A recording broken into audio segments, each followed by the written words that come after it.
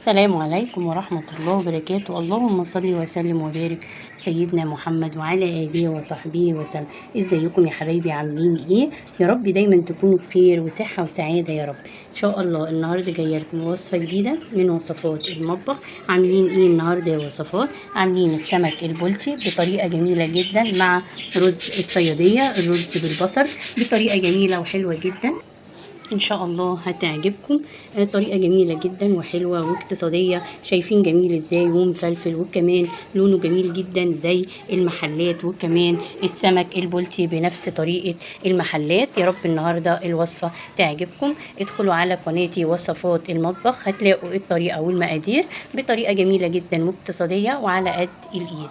بحبكم في الله، اتمنى ان انتوا تدعموني وتشتركوا في القناه وتفعلوا الجرس ولايك وشير علشان يوصل لكم مني كل إشعارات وصفات المطبخ. السلام